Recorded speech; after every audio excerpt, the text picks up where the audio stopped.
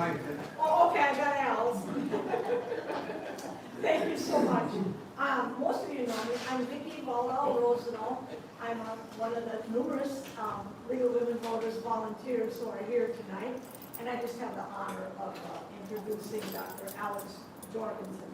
But first, I just want to thank you for coming out on a perfectly beautiful evening and dedicating a little bit of it to learning or hearing a little bit more about the 1965 Voting Rights Act and entertaining the question of what's left of the Voting Rights Act rights. I think that's why most of us are here.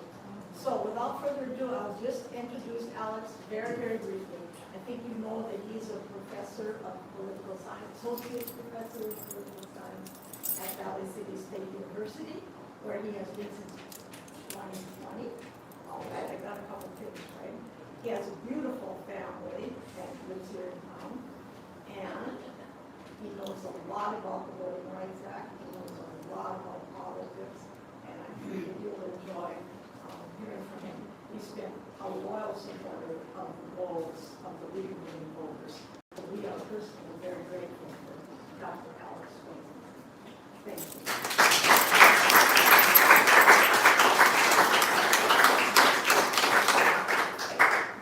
Thanks, everybody. It's a pleasure to be here on my own accord, not forced into this. It lets you get out a little bit and see the community. In summer, I know some of you in here, which is good. Somebody here without pressure of extra credit. That's great. Also a little intimidated because we have a judicial expert here.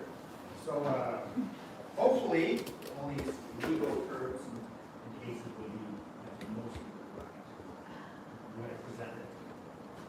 So the presentation is about the Voting Rights Act of 1965.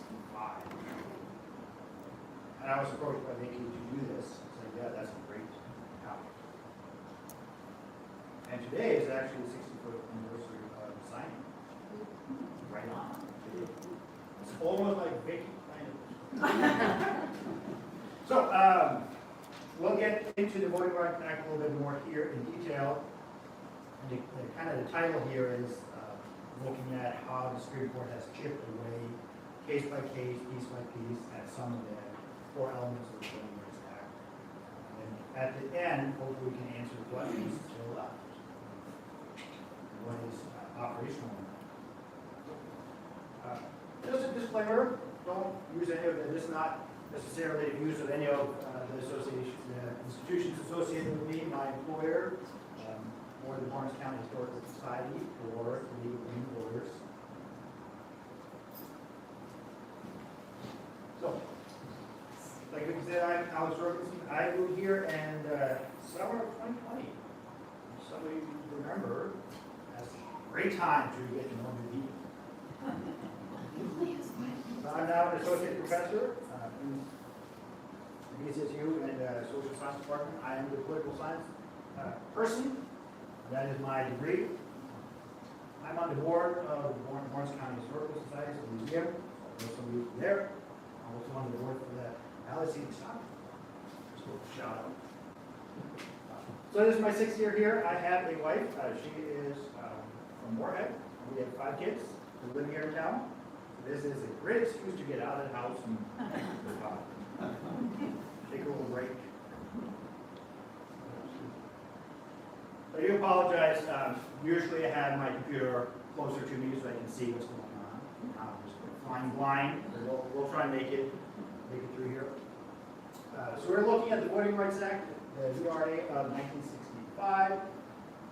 And there's been a little bit of new hurdles come up in the last few years, a decade or so, in terms of what states can and cannot do, and what the Supreme Court and court systems will allow and what they don't allow. So we'll look at that throughout. So look at the context. Now, if you're a historian, I will not do history justice in terms of how we'll cover it. So bear with me. We'll look at the passage of the Voting Rights Act itself in the 60s, the impact it had, especially through the impacted jurisdiction. look more currently what the Supreme Court has done, currently meaning probably the last 20 years or so, and what currently is going on in various aspects. I think, I don't mind if anybody has a question, you just raise your hand while we go through this. That's, I think, fine. Or you can wait until the end. No, I'll just keep going. When I go out on a limb and say that the Civil War was fought over slavery, some might argue about that. And it's true, there are many aspects of the Civil War, but slavery kind of finds its way through all of these. If it's a social way of race control or having a master race, with white supremacy, economically, a labor system, based on forced labor, strategically, you might argue the Civil War was the answer to if the slavery would be extended to Puritans. And there's a federal law, a few years back, where you had to return a slave to its owner, regardless of where you lived in. There are some bigger issues at play. And then constitutionally, some argue this was a state's right. They were free to organize labor relations, social hierarchies, all that stuff within their state. And then some might say, well, federal encroachment over state rights. The Civil War really answered the second point here. The states have an obligation as they enter the Union, they cannot leave. They have to fulfill those obligations. And then, of course, if all men are created free, who are we talking about? We're talking about all men, all women, white men. So these are backdrops of the Civil War. But for the sake of argument, let's just say Civil War was, for the most part, fought over slavery in various aspects. So, this is where I'm glad to know history and just skipping ahead. Civil War is done. You see the passage of the 13th, 14th, and 15th Amendments to the Constitution. So we end slavery. The 14th Amendment contains 3 clauses: equal protection, due process, and birthright citizenship, to ensure that all former slaves were counted as citizens. And then the 50th Amendment extending voting rights to non-white men.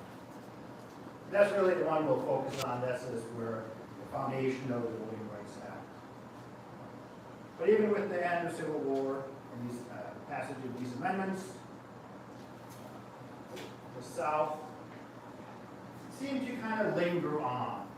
This element of racism, racial organization, didn't extinguish those feelings.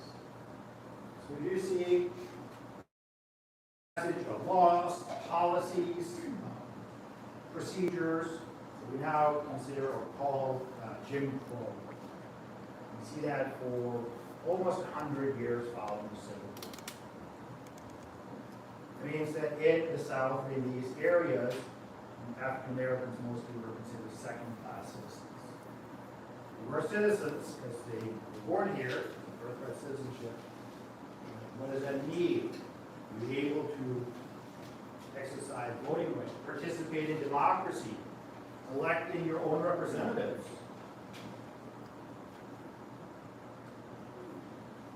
Now, some of the strategies here would be poll tax.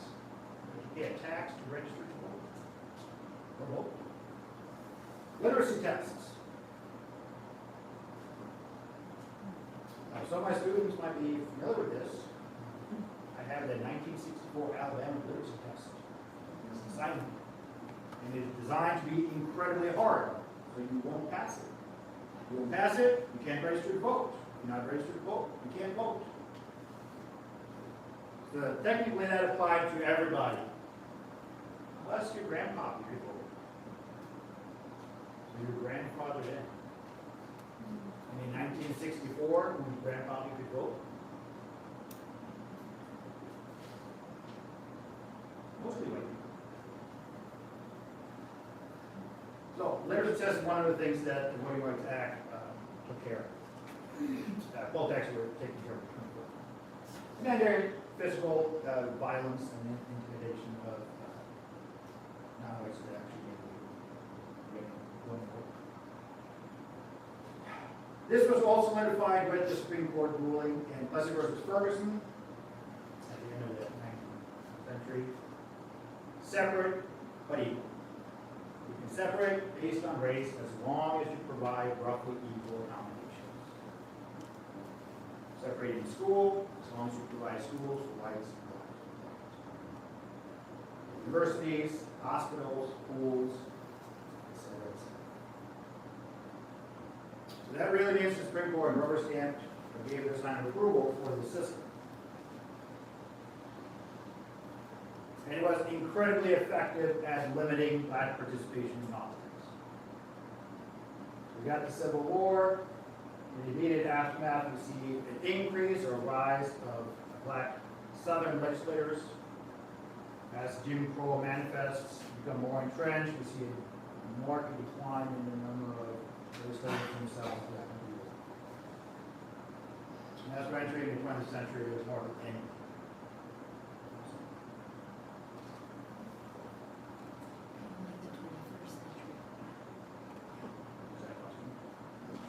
Dr. Jorgensen, will you be talking about state legislative bodies or federal legislative bodies? It would be both. So either those that are elected locally or from the South, representing the South in Congress. I think the numbers were, after the Civil War, we had close to 1,500 black legislators. Obviously that declined, and today we have about 10,000. So at various levels. Yeah. Can you comment on what was happening in the north that period of time? Repeat the question. The question was if I could comment on what's happening in the north at the same time. Can we hold off? Sure. And then we'll see a few slides later, maybe. So now I'm hoping my slides will answer the question. So we're kind of skipping ahead in history, and some might not appreciate that, but that's what this presentation does. So we're fast forwarding, obviously, the civil rights movement. Various actors, politicians are working on civil rights, on voting rights. See a court case ending up the Supreme Court in the 50s, Brown versus Topeka Board of Education, where the Supreme Court rules that separate is inherently unequal. As you were separating on race, that creates inequality. And we saw that too effectively with schools being in poor condition, teachers not being qualified, not the same material, like in non-white schools. But then what? Nothing. Nothing happens after that in the 50s. There's very little movement. And the southern states don't want to implement these changes. They resist. They come up with new schemes. So going into the 60s, civil rights movement employed a non-confrontational, non-violent way of trying to advance voting rights and civil rights. They marched, especially in Alabama. Some of you might be familiar with Bloody Sunday, one of these marches across the bridge in Selma that was initially nonviolent. And it was a massive violent response from the state police. And in the 60s, we had TV. This was televised nationally. People in the north and the south and everywhere else in the world saw this on the local news, on the daily news. And it changed people's opinion. Now, you can't see this, and I just read it whenever I got this. That's John Lewis. Right here.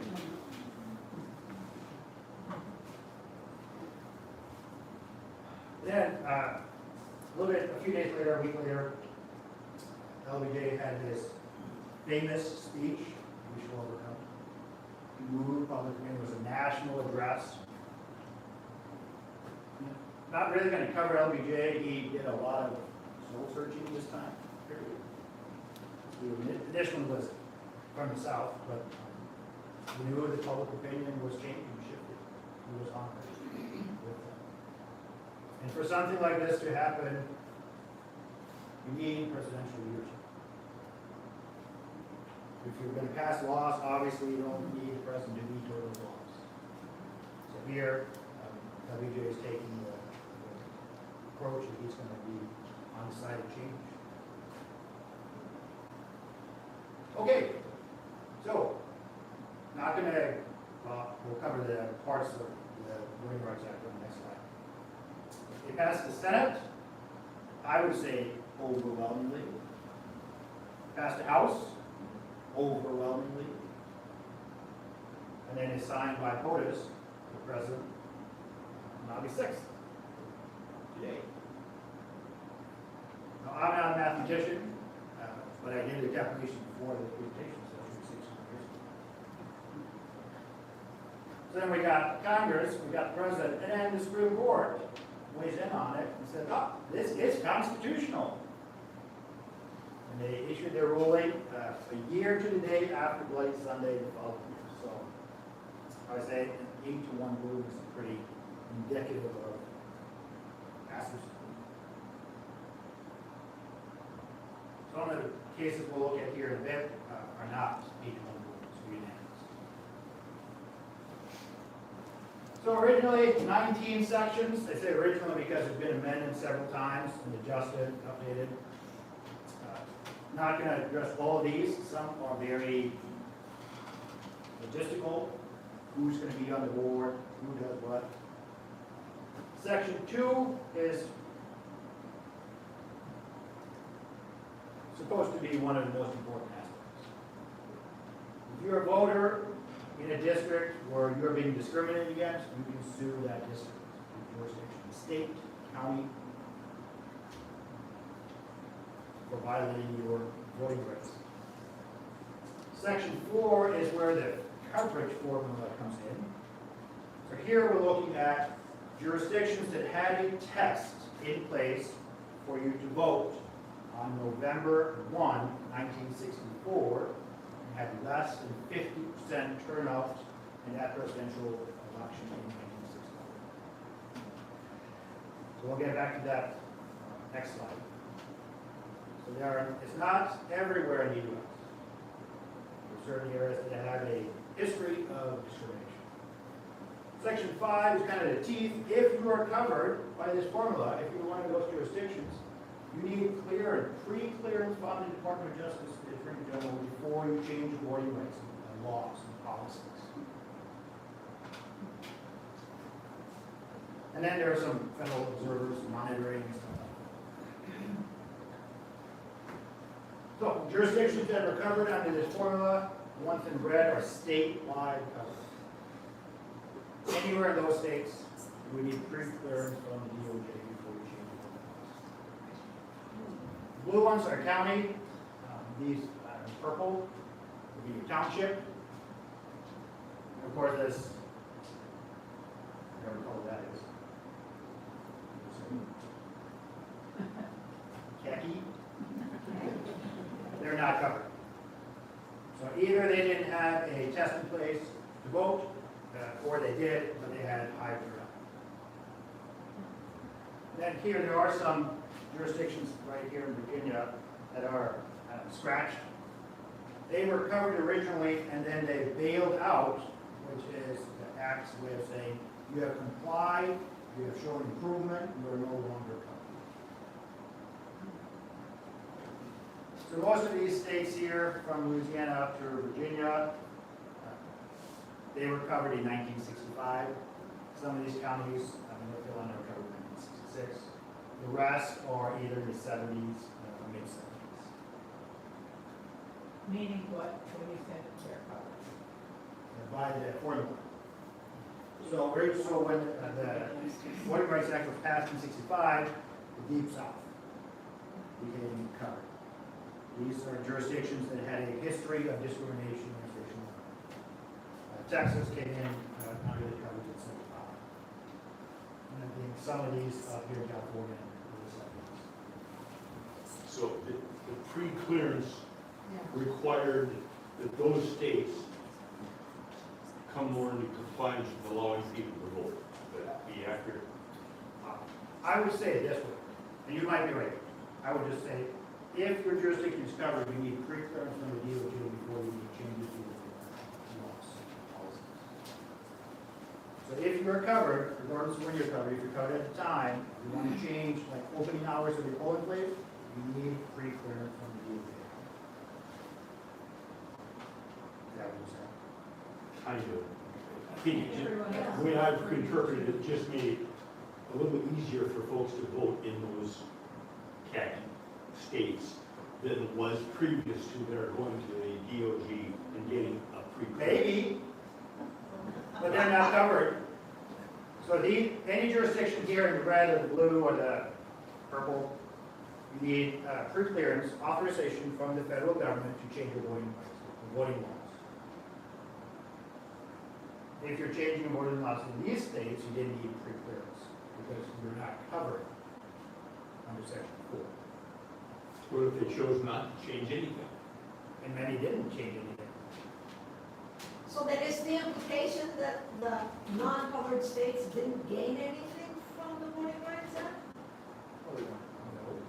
I mean, I'm confused. Back me up. Sorry. Or do they tend not to have problems? So that's why they were kind of. So most of these covered jurisdictions had a history of discrimination. Yes, not that. And the implication is that these khaki places didn't have that, Right. which might not always be the case. Like airports in South Dakota have Right. regulations, not the whole state. So the implication is also the distribution of racial minorities in this country. Where they look Okay, so all the terms of the VRA still apply to all the states, right? And this is just kind of clamping down. So Section 4 identifies huge jurisdictions. Yeah, where the abuses have been taking place. Okay. This one. Then I understand. Thank you. So that was in 65. The Voting Rights Act has been updated in 70, 75, 82, and the most recent one was in 06. And they kept the formula the same.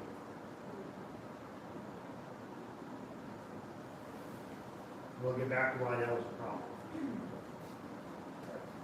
So it's not that I need you to like etch this into your memory. But keep in mind where these places are, like kind of spatially. We'll look back at see what currently goes on in these things. Right. So impact. I have 3 different areas where we're looking at impact. Hugely successful. Voting Rights Act allowed racial minorities, African Americans, and other non-white groups to register to vote. It eliminated a lot of barriers that existed, especially in the old South. So in the early 60s, the registration disparity between white and black voters was 30 points, sometimes even more. Towards the end of the 60s and the early 70s, it was down to 8. Looking at it as a group, how many are eligible to vote and how many are registered to vote. The difference between the chart. So you hear this blue one would be pre-1965 before the passage. Here you see a lot more whites are registered. You see a little bit of an improvement here towards the end of the 60s in this orange column. More African Americans and racial minorities. And going into the early 70s, we see even more movement. Back in the old Confederate states, less than 10% of African Americans had been registered.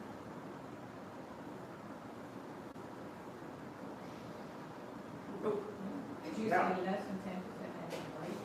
No, they were registered. They were less. Registered. Oh, yeah. Less than 10%. So are they required to take literacy tests? Not anymore, but they were up until this point. Unless you were grandfathered in. So when I was in grad school, I got together with 2 of my colleagues, and we all tried to solve one of these tests. And all of us studied political science.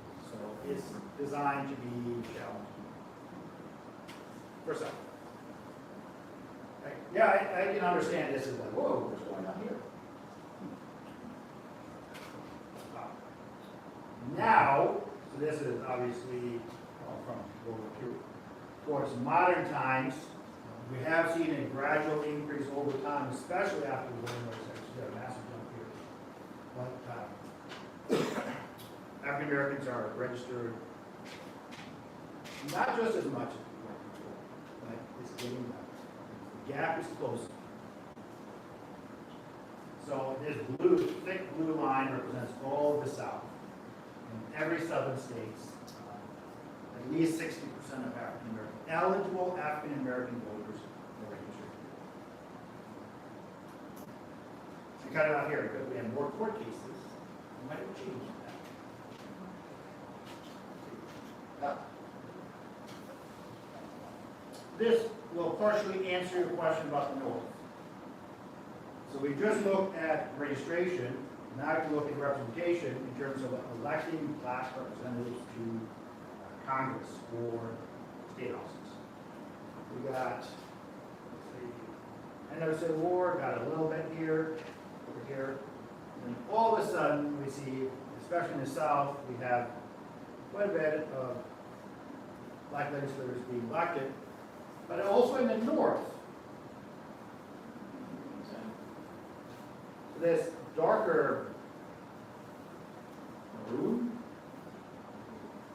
would be for the South, at least 10 southern states, and this orange color would be for all other states. You see back here, there wasn't a whole lot either in the North. So it didn't just address southern issues in the South, it addressed issues across. And most of the jurisdictions that were covered by the VAR coverage formula were in the South. So yeah, to answer the question. Well, yeah, except that when you go and ask why, if you, so what change do we want to make? Because if they were, the poll tax, I mean, it's only changed. So we'll get a little bit more into it. Section 2 of the Voting Rights Act deals with how people are supposed to have an opportunity to elect their own representatives. So it's more of a political strategic education engagement. Could be. Maybe a willingness from white voters to vote for a black representative. Or black representatives actually running, being allowed to vote.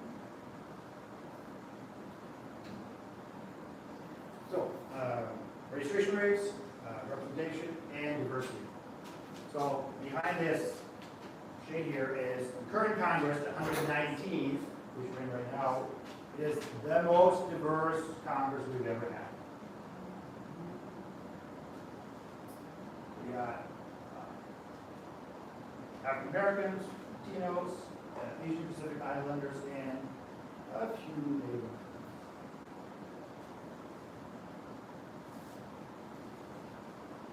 I'll come back to this, not this graph. In one sense, you can see we have made progress. African Americans are in state houses, Congress, across the country. So,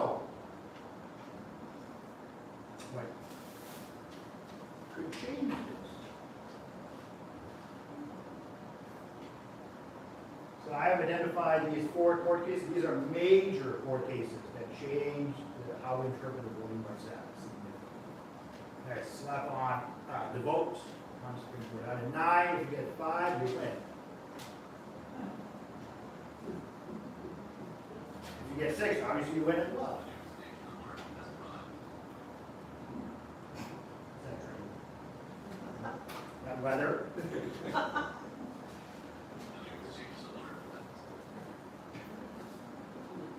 Right. So first one would be Shelby County versus Holder. Here in the city of Calera, they redrew the districts. So their only black council person got unelected. They did not get pre-clearance So to comply with section 5, they had to redraw the map in a non-discriminatory way and hold new elections. In District Montgomery, one seat back. So, done? Or, so this was the city, the county, Shelby County, they sued. They wanted to get rid of tree clearance once and for all. And of course, section 4 too, because they're covered under that.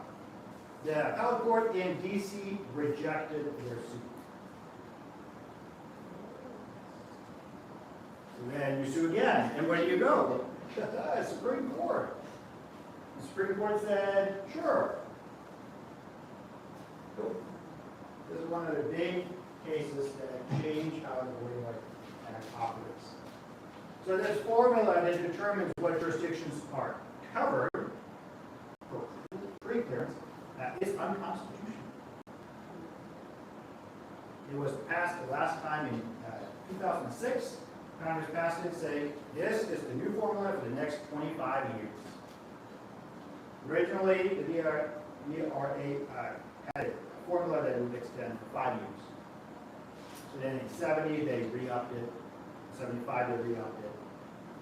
Continuously extending it, but they didn't change the formula, which Shelby County argued doesn't reflect the progress we made. If you're holding us to that 1964 election, and all the changes we made afterwards, none of that matters. And the Supreme Court said, okay. This is the first time since, it's over 100 years since the Supreme Court ruled that the Federal Civil Rights Act protecting racial minorities was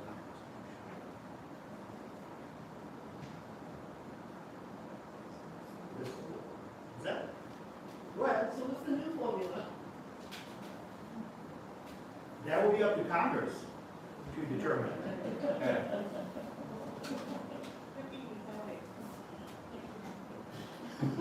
And it seems like you do understand the problem. Yeah. So the old formula is unconstitutional. Doesn't mean a new formula can't be made. But if Section 4, the formula identified jurisdictions, is illegal, then Section 5, the pre-clearance, is inoperable. It doesn't identify which jurisdictions need pre-clearance, therefore none need it.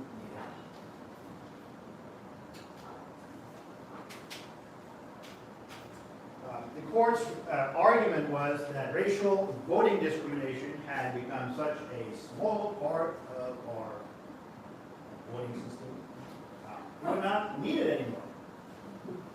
And therefore, pre-clearance was not needed either. So in pretty strongly worded dissent, Justice Ginsburg said, well, this seems like throwing your umbrella out in a storm because you're not wet.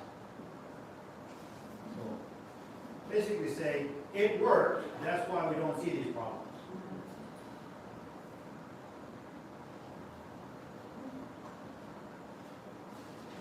So, part of the impact here would be in the 10 years following Shelby County decision, many states started changing their voting laws.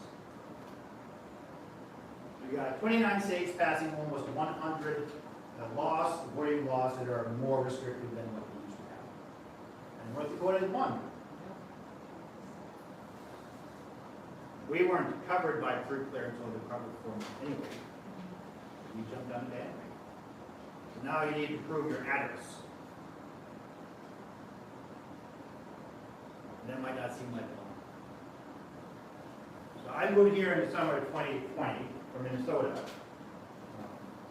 And was after realized we don't need to register. You can prove your address, you can just go down to the courthouse, get your ballot, do your voting, and then 3 months later they call you for jury duty.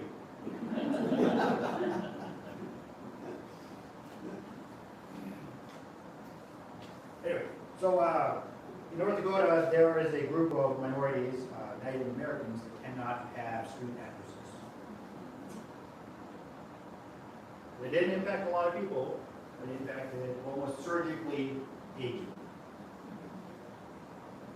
So voting, photo ID or anything attached to that was a popular thing kind of in the 2010s, up into 2020 election. Out of all of these restricted voting laws, a third would have been illegal before Shelby County decision. So then we see a gradual shift in registration disparities between black and white voters, reaching 18 points. So some of these states are making it harder to break. Just a point of clarification, Yes. Native Americans can bring a letter from their tribal letter. So even if they don't have the, Yep. that tribal letter will allow them to vote. Right. So we used to have that on campus. If students live here, they can get a certified letter from us saying they live on campus, so that would be good enough. But they changed the rules for 22. So our students couldn't do that anymore. I think it was 22. It's still allowed. I work, Right, I for worked in Native election. Americans. No, the college Okay. letters were accepted, so. I am not going to argue with you. I'm just saying, like, just a point of clarification. I know for our students voting in when I came here in 2020, it was easy. And 22 was hard. Something has changed. But anyway, that's our law. Other states have done other things to make it harder to vote. Now, after 2020, more than 440 bills were introduced in many different states. Not all of those were passed, but 21 states passed new or stricter voting laws. That's in the last 6 years. So since the 2020 election, we have sort of shifted away from voter ID to attacking mail-in voters. So those, a lot of these new laws in the last few years have been targeted voting on mail and early voting. Some of these laws have also eliminated polling places. Because remember the jurisdictions that are covered?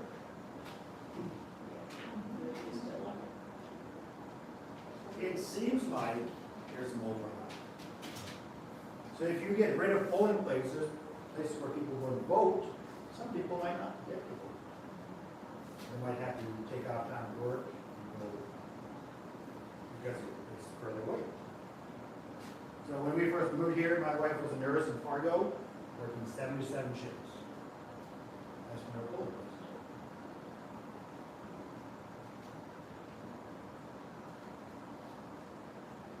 So most of these states are located under the previous coverage quota.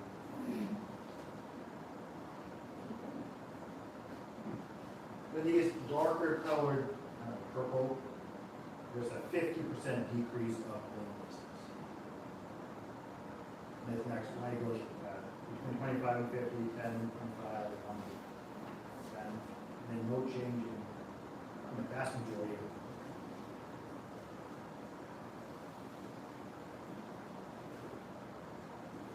So, there's been some research done on this. The Shelby County case, the decision that the Supreme Court reached, has depressed turnout overall by 1 point. In all elections. For blacks voting, it is more than 5%. So this is across, like average across the country. It has a much bigger impact in some areas, obviously. And we haven't seen a resurgence. It has not come back. So what's going on in New Mexico, that this is huge, Reservation. There's a lot of Native Americans in Mexico. what's Arizona? Oh, Arizona was covered previously. Reservation. What I don't understand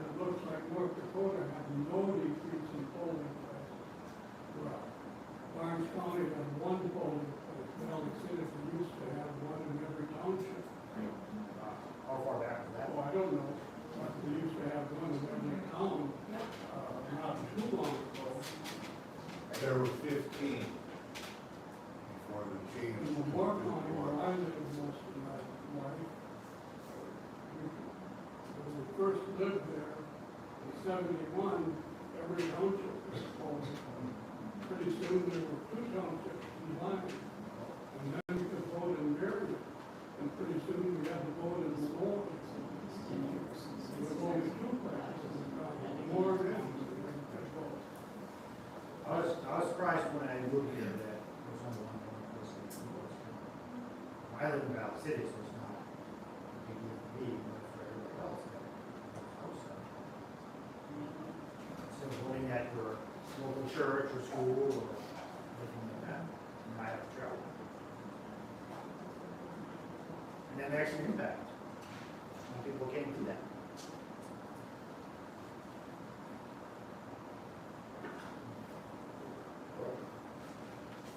So, we got some southern states that used to be covered by this coverage formula. So the turnout gap here, if it's 0, it's about the same for white and black voters. They're, registered similarly based on how many eligible in each group. Anything below 0 will be more African Americans are registered. Anything above 0, more white people, more white eligible voters are registered. And then subsequent turnout. So this would be the last presidential election before the Shelby County case. Anybody want to take a guess at where we went afterwards? All of a sudden, it seems like white voters are turning out more. Or maybe it's because black voters are turning out. That means it's harder for them to vote because the polling place is closed, or because it's harder to register.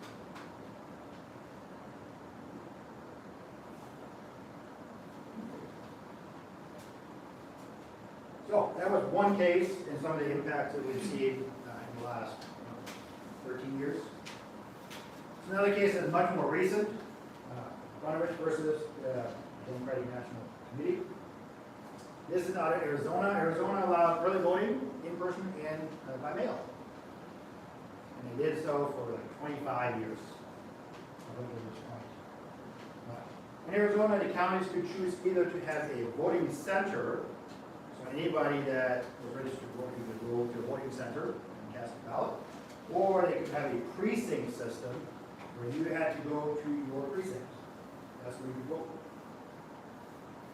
So this latter option was the most popular, covered most of the voters in Arizona. Now, if you did not vote in your precinct, the precinct where you voted could toss out the ballot. Because you're out of precinct. Okay. So, along with early voting, in Arizona, third parties, so not you, not the county, was able to collect the ballots and drop them off for you. If you were not able to get to the designated drop-off area, we have somebody do it for you. This was a tactic used by Democrats in Arizona to collect ballots and make sure that people voted. In 2016, the Republican legislature changed that. So, Democrats challenged both of these, that OOP and this third-party ban. They said, first one, OP impacts Native Americans and African American citizens much more so than anybody else. And the third-party ban has discriminatory impact.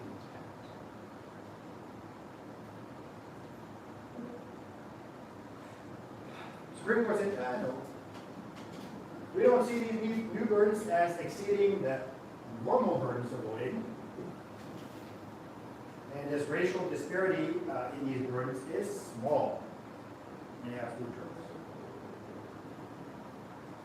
So this ultimately means that it is harder now to challenge these discriminatory voting laws under Section 2 than it used to be. The bar is higher. for successful Determined by a month later. judges. 2021, yeah, mostly white. So.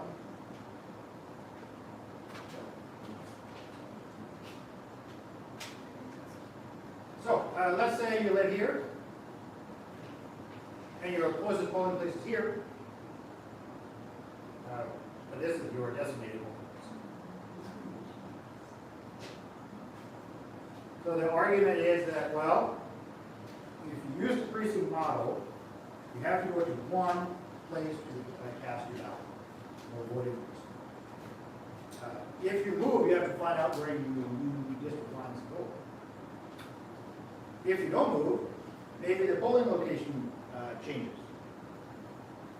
Or maybe the district itself changes. And we've seen a lot of that in the last few years. Was it?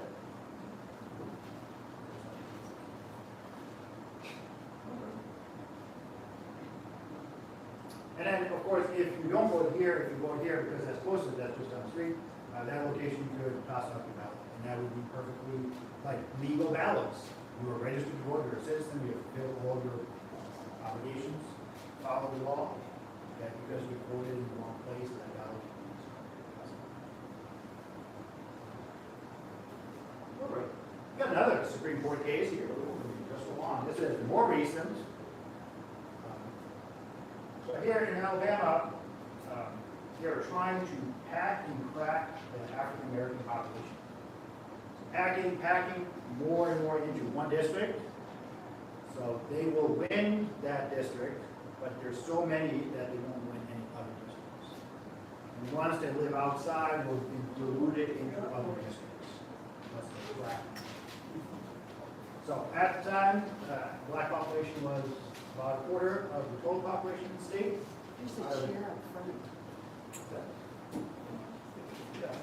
Out of Alabama's 7 seats, there was one majority minority district.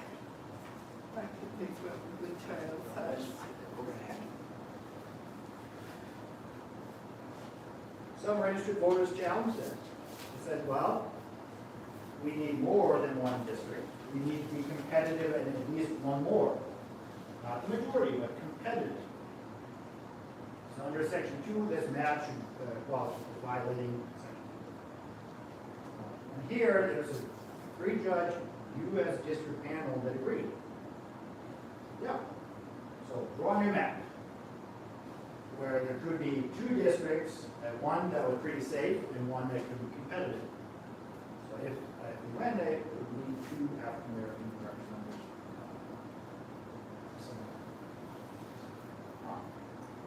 Where do you think the Supreme Court went?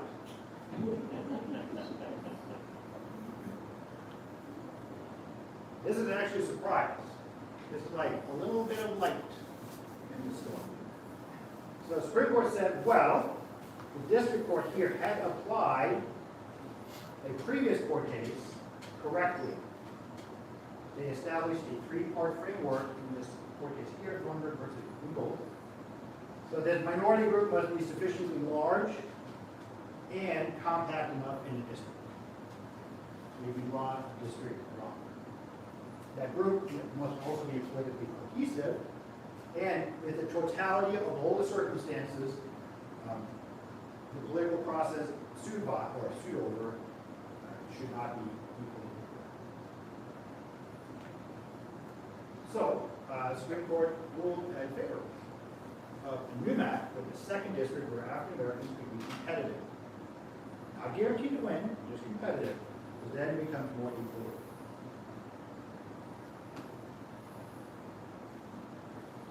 So Alabama had to redraw the maps again. So this was out in 23, so ahead of 24, the election cycle there, the maps had to include 2 districts for African Americans who were competitive. Alabama divided. They drew new maps, but not 2 districts or 2 including 2 districts that would be competitive. The district court rejected that map and then appointed independent third parties to draw a more non-discriminatory Alabama said, no. They sought a stay from the Supreme Court, and the Supreme Court denied. That means the third-party generated map is still in place for the This is still in the process. So even though it was a little bit late, transitioning into the next case, which seems to be kind of the same but opposite. So here we got Louisiana versus Clay. That's from this year. Here, Louisiana had drawn a new map, including a second district, majority black district, because they had been sued over a previous map. Here, the Fifth Circuit had ordered a new map because the previous map violated Section 2 of the Voting Rights Act. The map that only included one violated the VRA. Their response included 2 districts now, and they got sued over that. And the argument was that this violates the Equal Protection Clause of the 14th Amendment.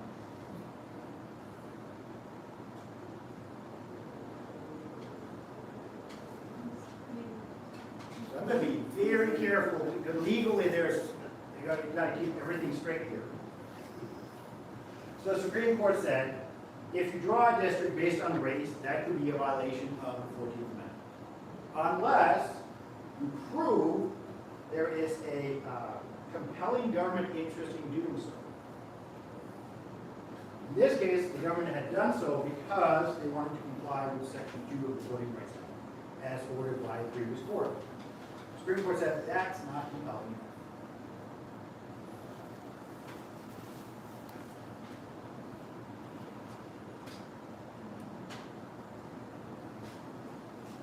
Part of this is actually how you prove when you want to win.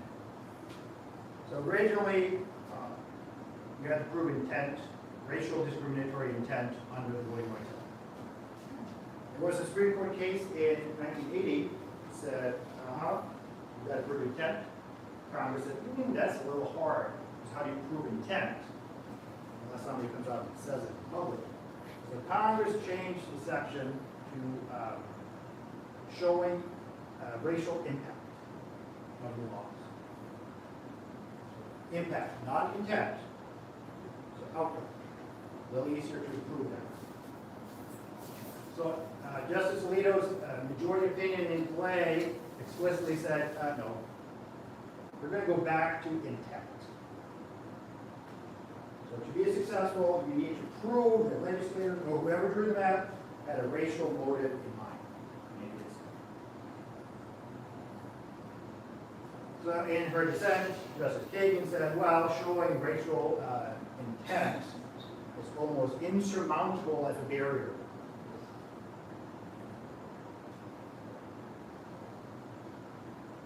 And that's the most recent court case. All right, what have we got most? So with the totality of everything going on, we have a slight increase of, there's a number of U.S. House districts represented by black members of Congress. So we see a gradual increase over time up until the very current Congress right here, 119. The expectation is that when southern states that used to be covered by Section 4 now can redraw their maps as well, after clearance, there will be at least 15 seats out of the South that will be redrawn. And these black members of Congress will no longer be able to win those seats. So I guess we'll see. We got an election coming up. We'll see going forward. So that answers part of the question, what is still left? Well, we have made strides. The expectation based on these previous court rulings is that we will have less representation. There are also other Supreme Court cases that are maybe not major, maybe not minor, but political. This was a court case from 1980. So here, any claims under the 15th Amendment require proof of discriminatory purpose. 2 years later, Congress changed that, and the most recent ruling from earlier this year, Aaliyah went back to this.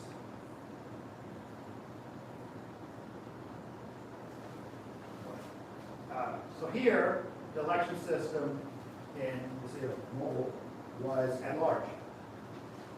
Sizable African-American population, representatives were elected at large. We don't have majority of voters, we'll never win. Supreme Court said that kind of system that might disadvantage minorities is not subject to strict scrutiny, the highest threshold that you have to go. Another case, this is out of North Carolina. So kind of the opposite of this, the government needs a compelling reason if you see race to breed legislation. If you are, let's say, you have a system that disadvantages minorities, you are redrawing the districts to provide representation, you need to show a compelling purpose for doing that. There's an important strength of talent. This is also in North Carolina. Cases of partisan gerrymandering. So if you're drawing the district lines based on partisanship, that is not an issue that federal courts should hear.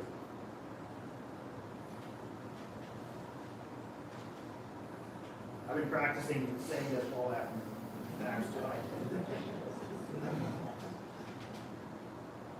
So the Supreme Court said the federal court system should not be the venue where we hear these cases. It should be Congress, state legislatures, or state courts. This is a political issue, not something the federal court system should do. So could you instead of saying, well, we agree these lines based on race, you just say, well, we know where our people live because they vote for that, so we're going to draw the lines to include it. And in fact, the Supreme Court gave states an out.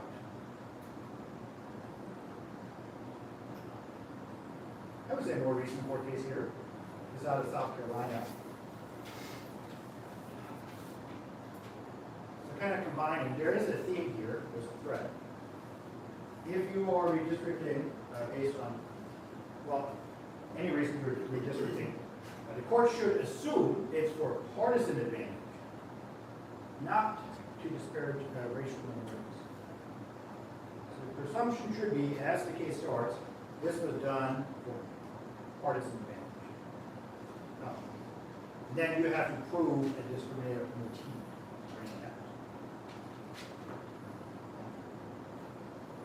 And this doesn't have a date or a year on it, and it has not made it over to the Supreme Court yet. So Trump signed the executive order. Actually, there were several parts of the executive order. One was you need documentation proving citizenship to register to vote. And the League of Women Voters has successfully challenged that. It's not finalized. It just might make it all the way to the Supreme Court. But there was a district court in D.C. for this, and block this from going. That was the last one.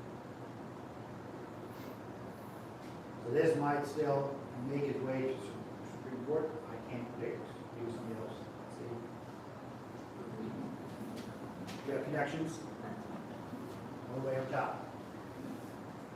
What does EO stand for? Executive order. Oh, The president orders. yes, he sure did. Yeah. We noticed. He ordered rule changes that you needed like a passport or something showing citizenship. Which normally is reserved for the states. So all states right now require you to citizen to vote. Register and vote. I would just add that the fact that the League of Women Voters is enjoined there is a good reason to join the League of Women Voters. So I wrote this because it's the League of Women Voters that launched the lawsuit and they've been joined by other groups. So it's a concerted effort, spearheaded by. What? So the League of Women Voters cases, that's based in the District of Columbia, which votes in federal elections and local elections, but not in state elections, does it have general applicability because it is a federal enclave as opposed to a Right. state? So normally if it's like federal, it gets, that's where it should go. That's federal. So other district would cover states, or there's a standalone, There's a standalone U.S. District Court in D.C. Yeah. and there's a standalone Court of Appeals for the district. right, small Supreme Court. Yeah, so, So this is a good place to launch from, love it. And I suspect it's because that's where the executive order came from, the White House.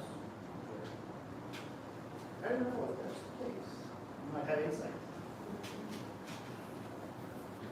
Yeah, the situation of the DC is interesting in this. D.C. is special. Yep, And that's why it is I'm asking. special. Let's see, so, we've gone over a few things today, looking at the Voting Rights Act, it was passed to ensure, it's based on the 15th Amendment. Supreme Court said, yep, Congress has the authority to do these kinds of things, that's where it comes from. It was designed to eliminate race or color as an obstacle to participation in democracy. They're successful in overcoming some of these obstacles put in place, and mostly in the South, but other places as well, or Jim Crow. So we see that in registration, in types of representation, and diversity. Much more diverse since the 1960s. More black representation and more black voters registering. And in such a way. And then Supreme Court has chipped away. In cases, some big cases and some little cases. It's harder to challenge discriminatory voting practices under Section 2. The bar is higher. The coverage formula was unconstitutional because it was old and hadn't been updated. They just revalidated what was revalidated before. So Section 5, the pre-clearance is still there, but because nobody's covered, it's not doing anything.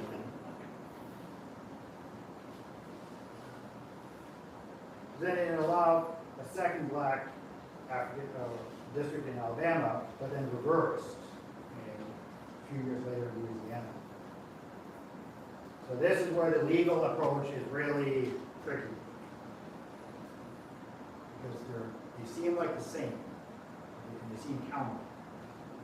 Here, the exception is if there isn't a compelling government interest, we could do this. But without that compelling interest, we can't. And Section 2, compliance with Section 2 of the Voting Rights Act is not a compelling enough reason. What constitutes a compelling government interest? Right. In this case, it depends on what the justices decide is compelling. Alabama was ordered to do it by the circuit.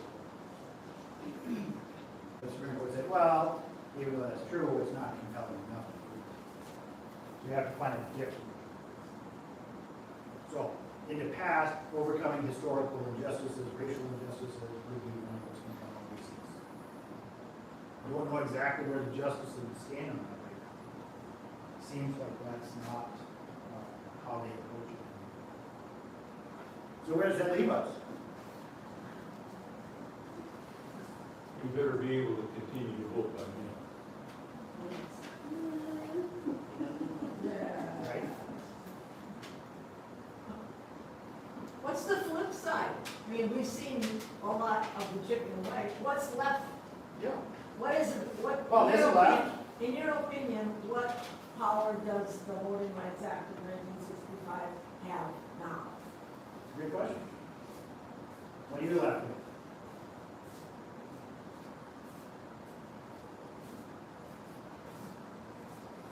It seems politically, if the coverage formula was unconstitutional because it's old, the easy way to address that is to create a new formula.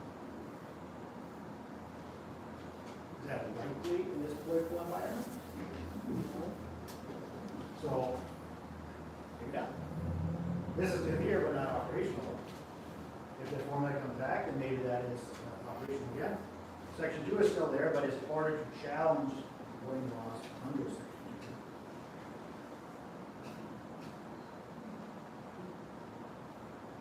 2. Yeah, go ahead. So just walk me through, because I'm still not quite clear yet. So like, I see the members are, national, they district. They tracked when they took the gerrymander is the same, you know, when you look at like this is black population. So what would be the legal route to get that reversed? Is there one? And then, well, first of all, what would be the legal basis for doing that? And then what would be the legal remedy? So putting in legal there, and the Supreme Court Yes. has kind of tried to put that out of the question. Say, this is political. It is political. So it seems like at least the majority of members on the court right now are saying, well, if you're not happy with how the district lines have gone, then elect different people to draw the lines. Okay, but if you can say it's political, but when you look at the map, it's obviously black and white. So, that's a reality, which has to be based. And I would say, you know, looking at Arizona, when they said that the absolute numbers were really small and it didn't affect that many people, I would again say, let's look at the reality, which is the Native American population is quite significant in the last two elections. The elections have been won by less than 10,000 votes. So I think, again, the reality In the is right places, yeah. in the right places. So again, if you look at the numbers, you know, in Nashville, where you know, it's black versus white, I mean, how can you say it's not racial?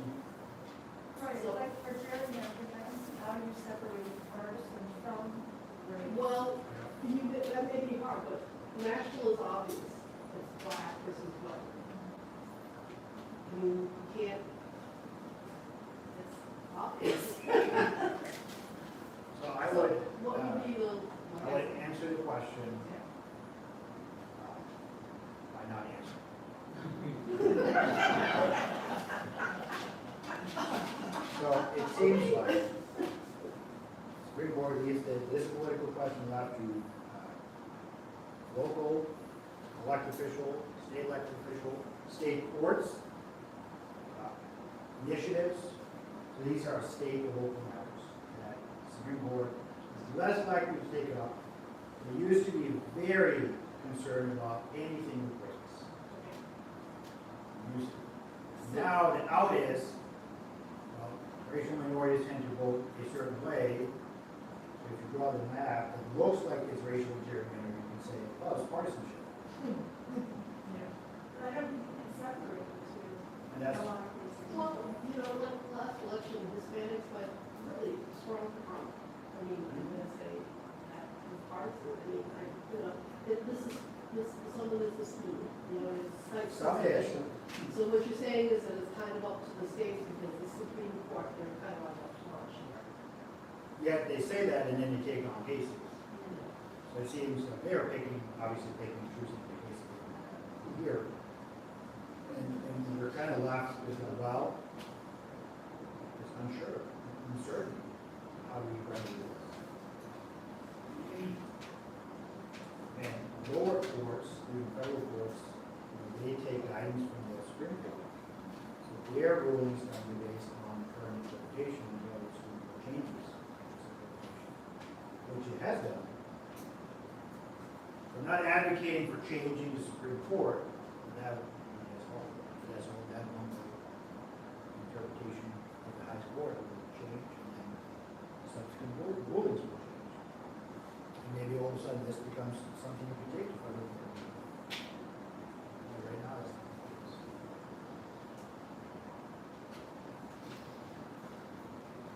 Sorry to be the bearer of bad news. I don't have a textbook answer. What should we do? There are a lot of people working on this at the state level and federal level. Leave it alone.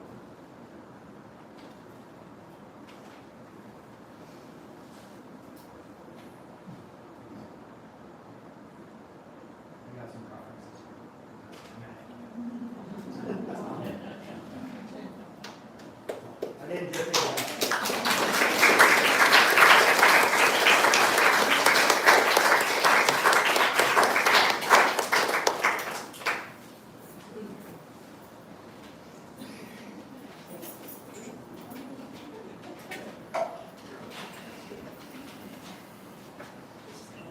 any questions, this is a great time.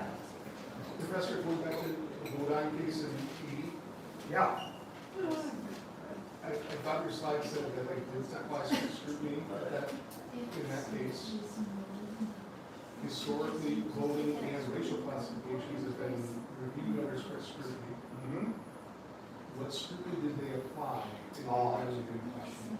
So this was about the system used to elect representatives. So not necessarily racial discrimination itself. Okay.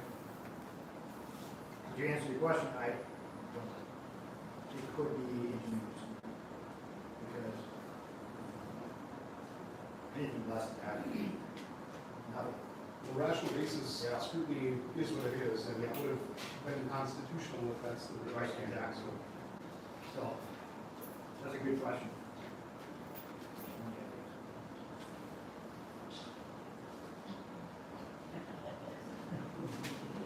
It's a good question.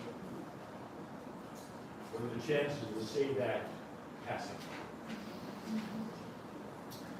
Well, it seems like it has failed several times now. They're gonna keep fighting. It's, when I first saw this, I was a little shocked. Normally, elections are administered at the local level. In most states require you to be a citizen to become independent.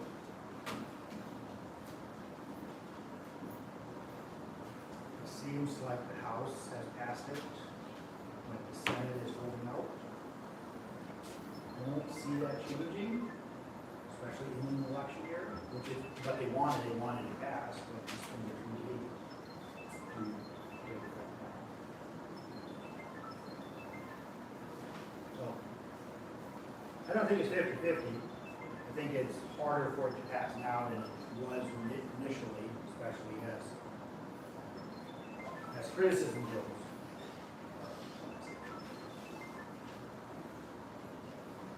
I mean, stranger things have happened. Well, you made a point about the polling places, it's dramatic increase in them through year all across the country. There are going to folks that are just not going to vote if they don't have a mail-in ballot option. Right? And some might say that's the point. Well, I'm sure it is. If you have to stand in line for 3 hours to get that little sticker, like, well, thanks. You can go 100 miles to do that. We're screwing up the mail system so they don't get there on time. Right? Yeah. That's another reality. Creativity. The courts have struck down a lot of these states being sued to comply or hand over their voter registration list. So the post office can check to see if you're a citizen mailing. It seems like the post system is struck down a lot of those requests. Some states are handed over, some states, many states are not. But that would be another aspect, approach instead of the SAVE Act passing. We can try to do that. There's some creative minds behind it.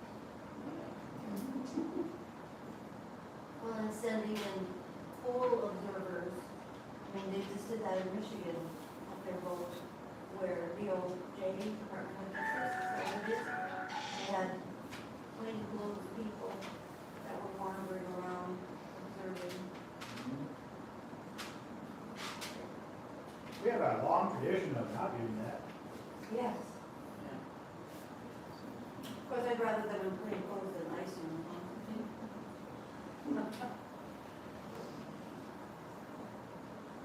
Professor, can you comment on how the post office has changed how they postmark or post-date mail as it applies to mail-in voting?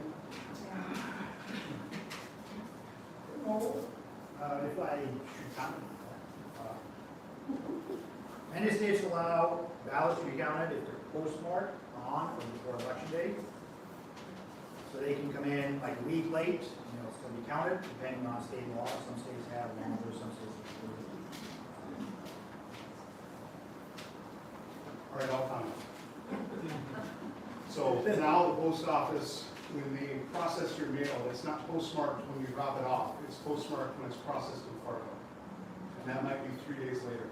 So if you drop your ballot in the mail on the last day or on the day that is election day, it probably will be late according to the postmark. So that would be for Valley Is that City? true if you go to the window and say postmark this? I heard that if you go to the window and say postmark this today, and hand cancel it, it will be the day that you go to the window, but I've not gone to the window and asked them, so I don't know that to be true. I don't know that to be true. I do know that it's an issue for me and my job, because sometimes post dates matter. Yeah, yeah. People are mailing things, and the postmark shows it 3 days after they're swearing, I mailed this. Yeah, So, yeah, and I know that's true, you put it in a box behind the post office, and they just pick it up and take the part of that. So is that just for Valley City? Or processing centers? our processing centers in Fargo. So the lesson is vote early. So even further away if you want. So it really means you just need to be on the ball and get it done sooner rather Right. than later. So, personal preference, I like to vote on voting day, because then I bring all my kids and they get stickers and they're super happy for like a half hour. Go to ice cream. And then they sneak in a little civic education. So hopefully they become lifelong voters. And that's really good, I mean, and I would do it if I had kids like that too, but, you know, you're voting in the courthouse, and all of our county is courthouse. I mean, again, you've got one voting place, and they do a wonderful job. I was in the third for the voters the last election, and, you know, they do a wonderful job. But It's too crowded. It's too Why crowded. can't they use the high school activity center? Well, I don't know all those answers, and I'm not criticizing them because the voting gets done and it's really done as well as they can. But, again, you know, it's one small little place, that's why I really, Well, then there's an argument for that too. You know, you can sit down, have coffee, or whatever you rather do. You know, research candidates and policies and all these things. I have to say, well, I will say, I voted in the school board election last summer. And we were outside for 1 hour. We had all the kids. And a lot of people left. So think about the people in the south who are, 3 hours. 3 hours, and they're not allowed to give them water. I mean, this is the new style of voter suppression. yes, it is. Or wasn't it Texas where they changed their voting precinct? And they stood in line for all those hours, and then it was closed, and they got up there to vote, and they found out they changed where their precinct was. And then they tried to extend their voting time because they didn't find out till they got the vote that they had been moved. And then there was a whole, I've been, and they go,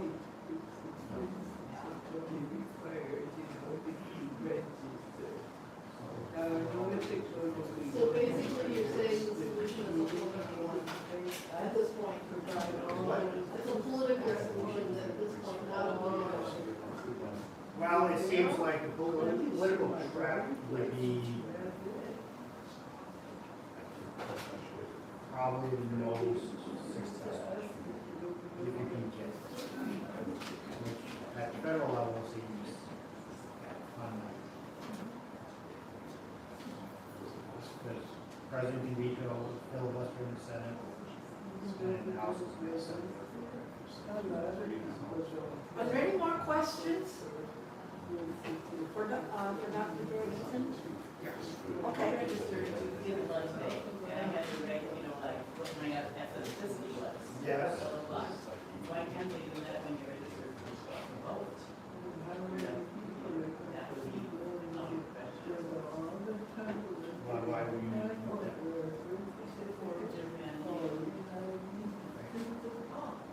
So, for that information, I think we have a long track record in the country of not liking those kinds of lists. In the past, we've not always done the best thing. Yeah.